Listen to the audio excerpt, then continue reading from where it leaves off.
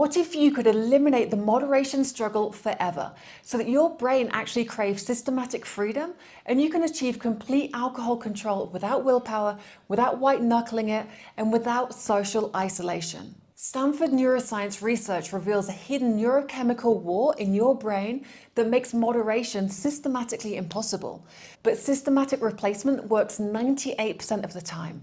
I'm Emma Kinsey, the alcohol freedom expert, and over the last 2 years, I've helped over 200 professionals achieve permanent alcohol control with a 98% success rate using a systematic approach that neuroscience shows works when willpower-based moderation fails 94% of the time. Which of the 3 types of moderation failure do you struggle with the most?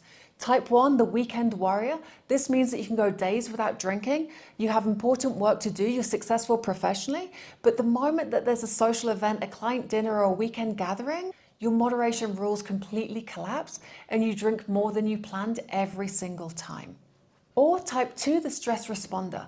This means that you start with good intentions, you might even succeed for a couple of days, but the slightest work pressure, family stress, or emotional trigger, and before you know it, you've blown past your limits because alcohol has become your primary emotional regulation tool. Type 3, the perfectionist moderators. This means that you continuously create elaborate rules and systems, only weekends, only wine, only after 6 p.m. But you keep breaking your own rules and then you think, well, I failed anyway, I may as well go all in. And this just leads to cycles of restriction and excess. For me, the most torturous was type 1. I could maintain that professional success, but every social situation became a mental battlefield. Now, if you recognize yourself in any of those types, here's what neuroscience reveals about why this is happening. There's a hidden brain mechanism that makes moderation systematically impossible. When you try to moderate, you're using your conscious mind, which neuroscience shows controls only 5% of your daily behavior, to fight your subconscious mind, which runs 95% of your actions and has been programmed for years to drink automatically. Princeton psychology research calls this approach the avoidance conflict.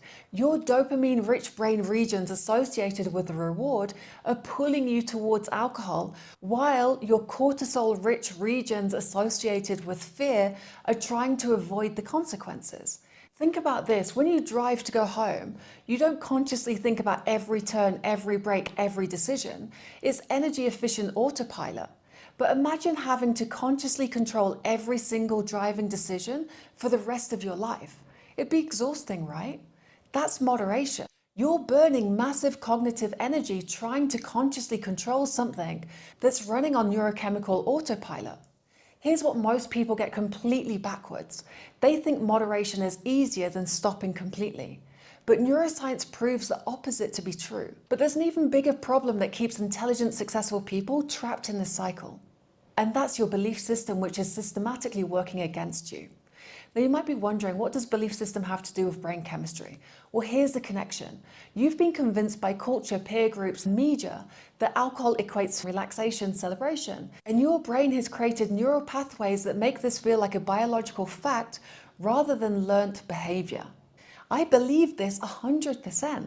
And when I stopped drinking at 28, I thought my life was over. I'd never have fun again. And quite honestly, I was terrified that I'd become the boring, antisocial, unable to celebrate or relax type of person. But here's what actually happened. Within months, I was out dancing, socializing, completely alcohol-free.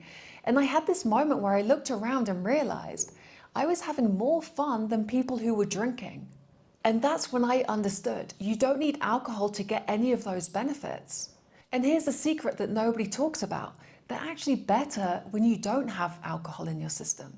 Now you're probably thinking, that sounds great, Emma, but how do I actually make this shift happen systematically? Well, here's the exact framework. This is called the 4 freedom method. Instead of fighting alcohol with willpower, you systematically restore optimal function across the 4 different areas where alcohol infiltrates: mental, physical, social, and emotional. Number 1, mental freedom. We rewire your neurochemical pathways that make alcohol feel necessary using systematic belief restructuring. Number 2, physical freedom. We eliminate cravings by restoring your natural dopamine and energy systems. Number 3, social freedom. We build authentic confidence for any professional or social situation. Number 4, emotional freedom. We create systematic stress regulation that doesn't require chemical assistance. And here's the magic. Each area amplifies the other, creating a systematic transformation instead of willpower battles. But here's what I need you to understand. Without getting any of the systematic approach right, every other attempt at alcohol control becomes worthless. Most people keep trying the same willpower-based moderation that fails 94% of the time. But professionals who use a systematic replacement achieve a permanent freedom 98% of the time. I've created a free masterclass called How to Get Control Over Alcohol that shows you this exact 4 freedom method with the specific implementation steps for each area. The link's in the description below, so stop fighting a battle that you can't win and start using a systematic approach that actually works. Let me know in the comments below which of the 3 moderation types resonated most with you.